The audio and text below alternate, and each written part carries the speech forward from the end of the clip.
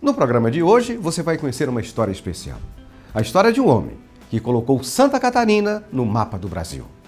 Rogério Martorano é considerado uma lenda viva do jornalismo brasileiro. Nascido em São Joaquim, na Serra Catarinense, Rogério aportou no Rio de Janeiro na década de 50. Depois de um encontro emblemático com Assis Chateaubriand, dono do maior complexo jornalístico da América Latina, Rogério começou a trabalhar na revista O Cruzeiro. Justamente na época em que a revista era a mais importante publicação nacional e reunia a nata do jornalismo carioca. Mas essa história começou bem antes. Como começou essa história, meu caro Rogério? Essa história começou quando eu tinha apenas 7 anos de idade. O meu pai era um dos únicos que tinha rádio em São Joaquim, e ele escutava a Rádio Tupi, principalmente à noite, quando tinha o noticiário nacional e mundial. E eu ouvia com muita atenção a crônica Meu Boa Noite para Você, que quem fazia era Carlos Frias, um grande jornalista brasileiro. E eu me interessava por aquela crônica, achava lindo, e eu fui aprendendo ali como é que você contava uma história, e eu, a partir daquilo, eu pensava, quando eu crescer eu vou ser jornalista. E como diz Paulo Coelho, quando você quer alguma coisa, todo o universo conspira para que você realize o seu desejo. E o primeiro passo para essa realização foi dada pelo pai do Rogério. Em 1929, meu pai foi ao Rio de Janeiro e foi visitar os Zero Associados. E ele indo visitar os Zero Associados, ele ficou representante em Santa Catarina de todo o grupo do Assis Chateaubriand, aqui no estado de Santa Catarina. E em 1930, e o meu pai, nessa época, ganhou uma carteirinha, recebeu uma carteirinha assinada por Assis Chateaubriand. Aí, um ano depois, em 1930, chegou em São Joaquim, fugitivo, sem documentos, um personagem, 30 e poucos anos, dizendo que era o Assis Chateaubriand. Lá em São Joaquim? Lá em São Joaquim. E ninguém acreditou. Ninguém acreditava, porque o Chateaubriand já era um dos personagens jornalistas mais conhecidos do Brasil, famosos do Brasil. E havia estourado a Revolução de 30 já. As tropas em favor do Getúlio Vargas já tinham tomado a cidade, e eles eram revolucionários verdadeiros, né? E então, quando chegou aquele forasteiro, eles acharam que era um espião do Washington Luiz. E aí eles resolveram fuzilar esse camarada. Pois é, olha a situação dele, fugindo das tropas de Washington Luiz e os revolucionários achando que ele era o espião. Mas aí meu pai, que não acreditava que fosse o próprio Chateaubriand, mas ele sugeriu que o forasteiro assinasse lá num livro para conferir com a carteirinha que meu pai tinha conquistado em 1929 no Rio de Janeiro. Conferir a assinatura. Conferiu a assinatura, era o Chateaubriand. Aí o Chateaubriand, como ele não acreditava, mas não é possível que eu vou morrer aqui pelas mãos dos meus companheiros da Revolução. Aí quando chegou a carteira, quando aconteceu aquilo, o Chateaubriand disse assim, isso aí é uma providência divina. Ele disse, isso aí é uma providência divina, eu não estou acreditando como é que um menino, meu pai tinha 19 anos, tem essa carteirinha aqui assinada por mim, isso aí é uma providência divina. E o Chateaubriand contava para meu pai, porque aí o Chateaubriand tornou-se o maior amigo do meu pai. Considerando essa amizade, o Rogério tomou a decisão que mudaria a sua vida. Foi servir o exército no Rio de Janeiro. Só tinha uma maneira de ir para o Rio de Janeiro, com 18 anos saindo de São Joaquim. Não tinha como, ninguém saía sozinho. Aí eu fui servir o exército, sem meu pai saber. Quando ele soube, eu era obrigado a ir servir. Aí eu fui servir, fui procurar o Chateaubriand, ele me recebeu, fiquei morando na casa dele. Aí, no meu primeiro encontro com o Chateaubriand, ele me abraçou, me beijou na testa e disse, eu não acredito, o seu pai salvou minha vida em 1930. E o que é que você veio fazer? O meu sonho é ser jornalista. Pois então vou prepará-lo para você ser um grande jornalista brasileiro. Me recebeu como filho dele, morei 1 ano e meio na casa dele, e ele me levou em seguida para a redação da Revista Cruzeiro. e lá me apresentou os maiores repórteres do país na época e disse, olha, o Rogério, meu afilhado, vai ser colega de vocês a partir de hoje. Trabalhar na famosa revista O Cruzeiro foi o grande acontecimento na vida do Rogério. E guiado pelo lendário Assis Chateaubriand, um dos homens mais influentes da época, fundador dos Diários Associados, um grupo de comunicação que reunia jornais, revistas, emissoras de rádio e televisão. E eu comecei já com 18 anos, trabalhando já como repórter do Cruzeiro. E aí o Chateaubriand olha, Rogério, você precisa ler muito. Você tem que ler toda a obra do Machado de Assis, do Graciliano Ramos, você tem que se preparar. Porque a inteligência, o desenvolvimento cultural dá na leitura. Você tem que ler, prestar muita atenção. E eu segui os exemplos, ele foi eu fui discípulo dele, né? E fui feliz na minha carreira. Fiz grandes matérias nacionais e internacionais. Foram anos na revista O Cruzeiro. Uma caminhada que lhe rendeu prêmios, reconhecimento e fama. Dentro da redação, a inspiração e o ensinamento vinham de grandes nomes do jornalismo brasileiro. Lá eu cheguei e conheci Franklin de Oliveira, Milor Fernandes, Ziraldo, Davi Nasser, Audálio Dantas, principais feras do jornalismo brasileiro. Ao longo da carreira, Rogério se tornou uma espécie de embaixador de Santa Catarina. Foi ele quem deu visibilidade ao estado, divulgando as belezas da nossa terra. Nas 2 décadas que eu estive no Rio de Janeiro, na revista do Cruzeiro, eu fiz matérias sobre todo o estado de Santa Catarina. Esse era o meu... É o que me dava alegria, é o que me dava felicidade. Era promover o meu estado. E transformei São Joaquim na cidade mais conhecida do Brasil. Porque fiz a primeira reportagem de neve em 1959, na revista do Cruzeiro. Uma matéria lindíssima, cenário suíço no sul do Brasil. E a partir daí, todo ano eu fazia uma. Você começou mostrando Santa Catarina na revista O Cruzeiro, que na época era a publicação mais importante da América Latina. Mas como você começou no Cruzeiro? Eu fui fazendo aquelas matérias determinadas como foca. Como foquinha, depois foca, repórter auxiliar e depois repórter. E aí eu era esperto e às vezes eu mesmo levava os assuntos nacionais, os assuntos do sul do Brasil.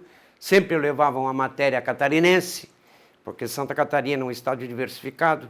Aí eu fiz uma matéria sobre o carvão catarinense, depois sobre o Vale do Itajaí, depois a capital da metal mecânica, Joinville, depois as praias catarinenses, Florianópolis. Eu fiz até sobre Florianópolis, em 1962, uma matéria que teve muita repercussão no Brasil, que foi o maior show do carnaval, eu mostrando os carros alegóricos de Florianópolis, que no Rio não tinha aqueles carros que eles abriam e coisa. Foi uma matéria extraordinária, sério. Mas sobre Santa Catarina, eu fiz dezenas de reportagens. Eu era denominado o Abominável Homem das Neves, o Admirável Homem das Neves. Até o Jornal do Brasil fez uma charge comigo uma vez, o Abominável Homem das Neves, Rogério Martorano. Pela insistência em promover São Joaquim e a região serrana. Outra grande matéria realizada pelo Rogério e que teve ampla repercussão internacional foi sobre Frederica, a namorada de Hitler, que vivia em São Francisco do Sul, a 40 quilômetros de Joinville. A matéria, escrita em 1978, também foi sua última reportagem para a revista O Cruzeiro. Quando vim morar em São Francisco do Sul, Santa Catarina, quando começou a guerra em 1939, ouvia seu nome quase todos os dias no rádio. Mas todo mundo falava mal dele, e eu não podia acreditar que tivesse mudado tanto. E ficava calada, pois ninguém entenderia o que se passava comigo. Olha, essa é uma matéria que ganhou repercussão internacional. Quando eu vim, eu assumi a assessoria de comunicação do prefeito Luiz Henrique da Silveira em 77. Lá me contaram, Rogério, tem uma história espetacular. Aqui mora em São Francisco uma senhora que ela conta uma história, mas nunca ninguém divulgou porque ela não aceita. E eu convenci a família para ela me dar uma entrevista. e eu fiz uma matéria de repressão internacional, Frederica, namorada de Hitler.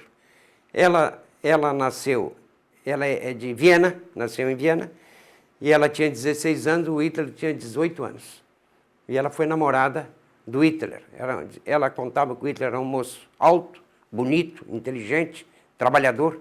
Ele era pintor de parede na época. Aí eu fiz, essa foi a última matéria que eu fiz na revista Cruzeiro e foi a última edição do Cruzeiro, foi a última com o nome Cruzeiro. Bom, mas além desse fato que chama a atenção, você cobriu os principais acontecimentos políticos do Brasil naquela época.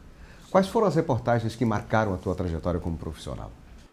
Olha, eu fiz algumas matérias no Cruzeiro que ganharam grande repercussão. Eu entrevistei as 12 principais personalidades do Brasil. Aí eu fiz o Davi Nasser, o Chateaubriand, o Carlos Lacerda, Jorge Amado, Fernanda Montenegro, as grandes personalidades, as principais personalidades do Brasil. Depois eu fiz também as Damas das Artes Plásticas do Brasil, com as principais pinturas do Brasil. Anita Malfatti, Terceiro do Amaral, Maria Bonomi, Lígia Clark, Djanira, Faigo Ostrover, Maria Bonomi, as principais. E também como repórter do Cruzeiro, você entrevistou artistas, intelectuais e políticos internacionais. Quais são os principais que você se lembra, Rogério? Fidel Castro, em 59, que ele veio, logo depois da Revolução, ele visitou o Brasil e veio no Rio de Janeiro. Fidel Castro, Charles de Gaulle, João Paulo Sartre, Frank Sinatra, Nat King Cole, Charles Aznavour e tantos outros internacionais. E quem fazia as pautas dessas matérias? Essas matérias, na maioria das vezes, o Davi Nasser, o Davi Nasser não tinha filhos, ele me considera um filho dele. Aí ele me chamava, Rogério, por que você não faz uma matéria quando eles eram crianças? E aí você entrevista as principais personalidades do Brasil, mas não esqueça de incluir meu nome. Isso é verdadeiro. Você teve como pauteiro Davi Nasser? Davi Nasser. Eu acho que não há um jornalista. 3 jornalista. grandes matérias que eu fiz, o Davi Nasser que me chamou para me fazer essa matéria, me deu a sugestão, e ele participou de todas elas, né? Olha o privilégio. Isso é verdadeiro. Eu fiz o Natal de minha infância, quando eles eram crianças, e eu fiz também, o Davi que me chamou. Rogério, faz uma matéria aí com os solteirões famosos do Brasil. Aí era o Brigadeiro Eduardo Gomes, Manuel Bandeira, Anísio Silva, Maurício Nabuco. Eram os grandes nomes brasileiros, Paulo Machado, presidente do Jockey Clube do Brasil, um homem extraordinário, o João Neder, os principais nomes brasileiros que eram solteiros. Foram 20 anos morando no Rio de Janeiro, vivenciando a efervescência política, social e cultural da época. Felizmente, eu peguei o Rio era, de fato, ainda a capital turística e cultural do Brasil. Até a mudança para Brasília, o Rio de Janeiro era a capital cultural, era a cidade maravilhosa. Depois modificou bastante, mas eu, felizmente, morei numa cidade que era tranquila, era belíssima, tinha grandes, tudo. O Rio de Janeiro era uma das principais cidades do mundo naquela época. Foi em terras cariocas que Rogério fez amizade com grandes nomes da política brasileira, como o ex-presidente Juscelino Kubitschek e Carlos Lacerda. Em todas as áreas eu fui conhecido. Por exemplo, na Noite Carioca, em 1965, quarto centenário do Rio de Janeiro, eu era muito amigo do governador Carlos Lacerda, amigo pessoal dele, era o assador oficial dele no sítio que ele tinha em Petrópolis, e fizemos o Beer Clause com mais um grande empresário brasileiro, que morava no Rio de Janeiro, um dos maiores do Brasil. Fizemos o Beer Clause, que se tornou a casa noturna mais famosa do século passado do Rio de Janeiro. Isso na Noite Carioca. Na política, eu trabalhei com... Quando o Juscelino montou o comitê o Comitê Central para comandar a volta dele à presidência em 65, o Juscelino, em 1963, fez um comitê central para, a partir de 64, já ir montando a campanha dele. Esse comitê, ele era o Negrão de Lima, Francisco Negrão de Lima, depois governador do Rio de Janeiro, José Maria Alckmin, Fernando Nóbrega e José Montelo. E aí o José Montelo me ligou, que o presidente queria falar comigo. O Juscelino, e eu fui falar com o presidente Juscelino, lá na casa dele, em Ipanema. Aí o Juscelino me disse, Rogério, eu admiro você, você é um jovem, eu tinha 23 anos, você é um jovem, você é muito conhecido, você é inteligente, você é afilhado do Chateaubriand, você é do sul do Brasil, e eu preciso de você para compor os 5 nomes que vão conduzir a minha campanha em 65. Isso com o JK, que foi meu grande amigo. Mas depois, essa candidatura não abortou, porque veio a Revolução de 64, eles suspenderam as eleições presidenciais. Mas aí o Negrão de Lima candidatou-se a governador do Rio de Janeiro e venceu as eleições, em 66. Apesar do momento tenso que vivia o país, após o movimento que derrubou o governo do presidente João Goulart e instaurou o regime militar em 64, Rogério conseguia transitar livremente entre os militares. Chegou, inclusive, a editar o jornal Letras e Armas. A imprensa do Rio de Janeiro, os principais jornalistas, sabiam que eu tinha uma ligação afetiva com as Forças Armadas. Todos os problemas, quando eles prendiam um jornalista no Rio, eles falaram, Rogério, poxa, você não podia ver. E eu resolvia a maioria dos... Eu defendia a classe jornalística, a empresarial. Eu tenho muito de história de empresários que foram presos em São Paulo, que eles ligavam para mim, e eu resolvia, porque eu tinha trânsito livre nas Forças Armadas e no governo revolucionário. Eu tive trânsito livre, mas sem ser... eu era profissional. Eu sempre fui eu mesmo, só que eu sempre fui ético, sempre percorri a dignidade. Tenho o diploma de honra militar, tenho o diploma tenho a medalha Marechal Hermes, que é uma das maiores condecorações do Exército, tenho o diploma do Estado, sou cidadão carioca da Assembleia, ganhei o título da Assembleia Legislativa do Rio de Janeiro. Esse foi o que eu mais tenho orgulho da minha vida. Foram das minhas amizades que eu tive e tenho até hoje, mas sempre com dignidade. E Santa Catarina, como era o nosso estado naquela época? Como é, na tua avaliação, Santa Catarina hoje? E qual é a tua relação com as principais lideranças catarinenses? Desde 59, foram as melhores possíveis. Eu, em 59, eu recebia no Rio de Janeiro o Dito Schmidt, que era presidente da Fundação Tupi, eu recebia o Santos Guglielmi, eu recebia o Dionísio Freitas, o Maximiliano Gadzinski, o Álvaro Catão, que é o meu grande amigo, esse pessoal do Sul, e aqui do centro, aí do Vale do Itajaí, de Chapecó. Eu conhecia todos os empresários, fiz muitas reportagens sobre o potencial industrial catarinense. E na política, o Santa Catarina tinha muito prestígio desde o tempo do Nereu Ramos, né? E agora eu quero falar um pouquinho do atual governador de Santa Catarina, Raimundo Colombo, um jovem que eu escrevi quando ele foi secretário do Bem-Estar Social, que ele teria um futuro muito brilhante, porque ele era um homem trabalhador, inteligente, apaziguador, um homem que ele fala manso, né? Mas é um homem extraordinário. Mais um dos lagianos que também governou o estado, que foi responsável por a criação de várias instituições que deram impulso ao desenvolvimento de Santa Catarina, também o Celso Ramos, que é de Lages, né?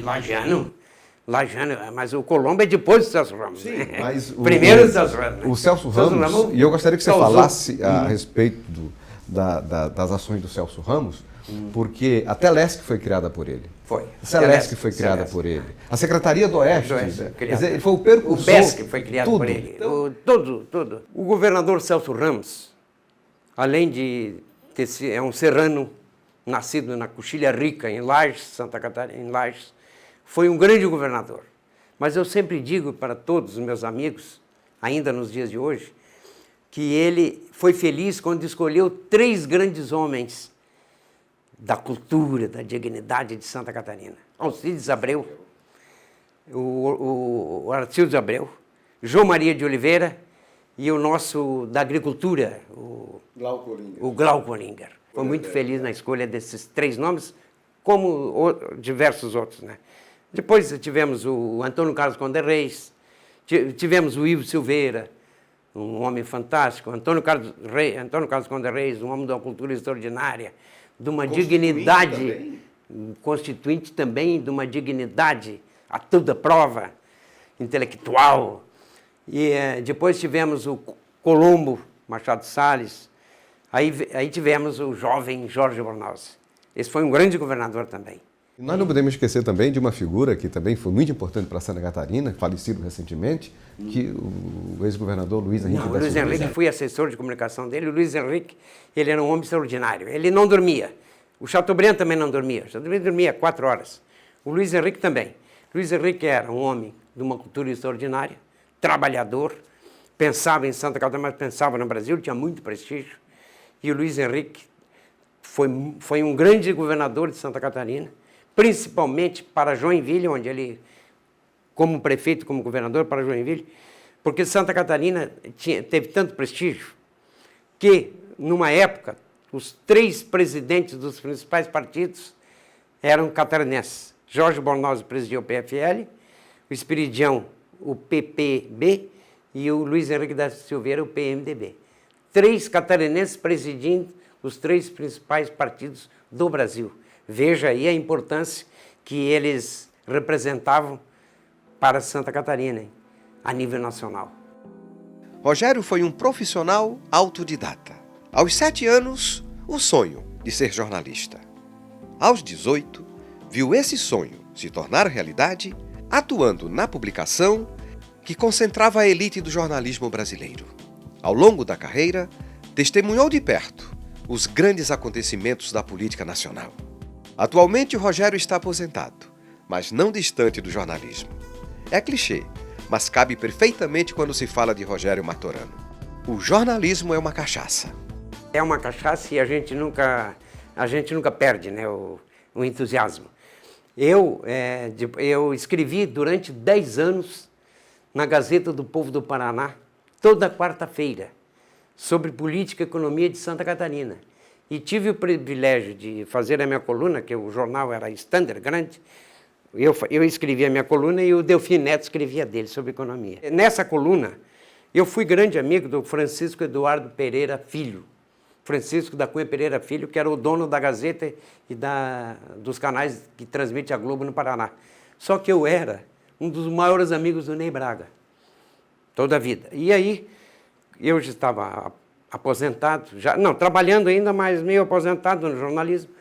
E eu pensei, eu vou escrever na Gazeta do Povo, que é um grande jornal brasileiro. E lá em Curitiba, só para você ter uma ideia, só no perímetro urbano de Curitiba moram 400 mil catarinenses. E aí Gazeta do Povo, Santa Catarina, eu vou fazer uma coluna. Falei com o Ney Braga foi comigo na Gazeta e eles me deram essa coluna. Queria dar diária, eu não aceitei.